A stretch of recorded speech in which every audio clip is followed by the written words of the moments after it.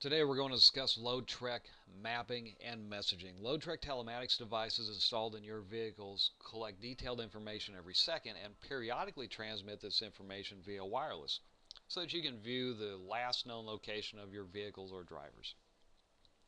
So from the LoadTrek dashboard, which is where I am right now, let's click on Maps. And we have our choice of looking at either vehicles or drivers. So let's start by looking at vehicles. So under Filter, we select Driver Group. And I can either look at all drivers or I can use a subset of drivers. So let's look at US-BB. These are the drivers that are assigned to US-BB. I can either pick drivers or I can just hit the Select All button up here and look at all drivers, which is what I'll do. So I picked drivers, I picked my group, I selected all drivers within that group, and I'm going to click Plot. And here are my drivers who are assigned to this particular group. This is Google Map, so I can use my cursor, holding my left mouse key. I can move the map around, use my scroll bar to zoom in.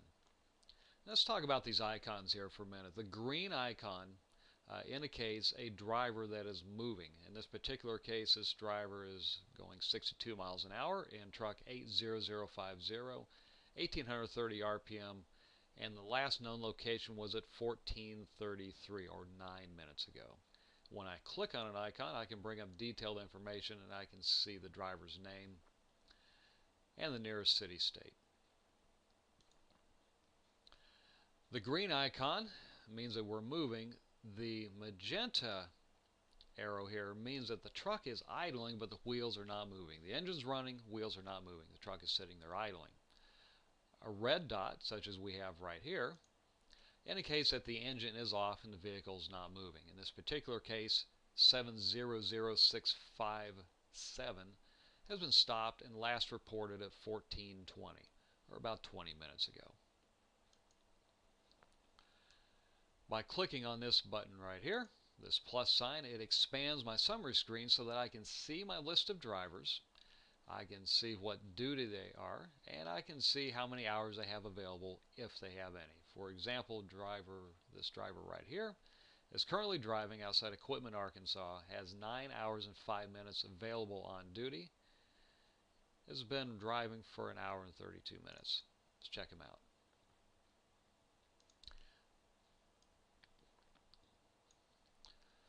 So this driver is currently idling. Now, if I click on this HOS button right here, it brings up a little mini log. And if I click on this mini log, it'll actually open up a new tab and it'll show the driver's real log on the big screen. And we'll come back to that in a minute. Click on the trail button right here, and it shows the last location of this driver for the last several minutes. And the driver hasn't moved in several minutes, as we can see right here. So the driver is currently right here. The driver's been all these places represented by the green icon. So for example, right here we can see that at 14:27 the driver was right there. Zoom just simply brings me in a little tighter and a little pop-out screen. Now starting from the top and working down. This switches over to my satellite view, which is very useful if you want to see exactly where a driver happens to be if it's at an unknown location. So the satellite view brings up satellite photography. I can easily switch back to maps just by clicking on that button right there. So that's how we look at drivers. We can do the same thing to look at vehicles. So instead of drivers, let's bring up vehicle group. And let's look at a vehicle group called US-ND all. So here's my list of vehicles assigned to this group. And again, I can either selectively pick one or more, or I can just select all, which is what I'll do, and plot. Okay, so we can see all the vehicles assigned to the ND group.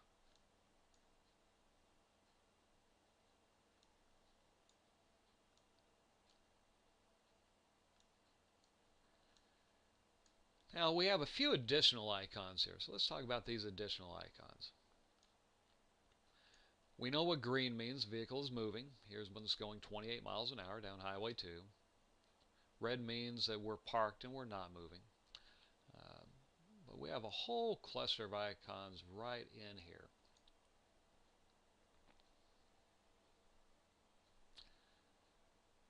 So let's bring up our satellite view. Makes it more interesting when we're zoomed in tight, and we can see the yard right here. Now these orange icons mean that this truck has not reported for an extended period of time. We can see this truck has not reported since 7:41 this morning.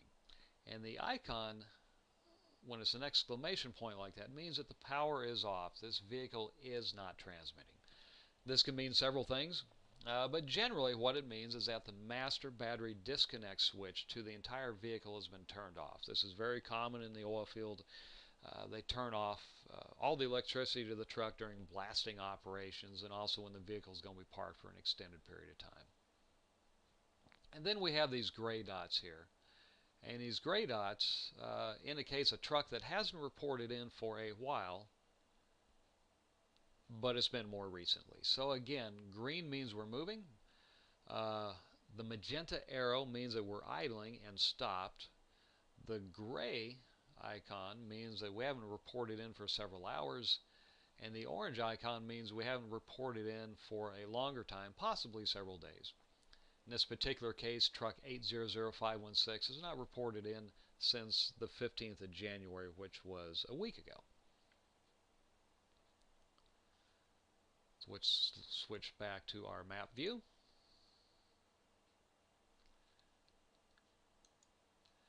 We can choose to look at locations, so let's bring up location group Williston.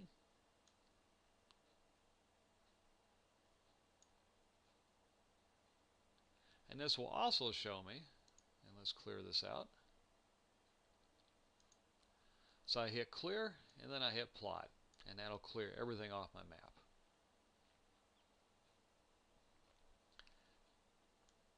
So here's what we have. We have a location in Williston, North Dakota, and the location is right here.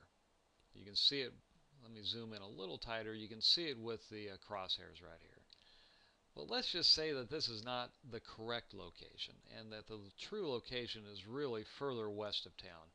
You will commonly see this in rural areas where Google just doesn't do a very good job of plotting. So to move a location on the map, I select Edit Location right here, and that turns my crosshair yellow, and I can simply click and drag and move the location to where it belongs, which is right here. And to double check myself, just to make sure I did the right thing, I'm going to click on Satellite View. I'm going to zoom in.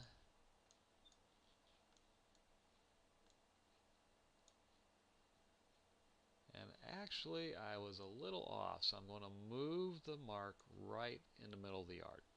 And that's how we view and edit locations. Same thing applies to geofence groups, and a geofence can be used to enforce speed limits, to enforce zones where you do not wish vehicles or drivers to be, or zones where you want to enforce drivers and or vehicles to check in at.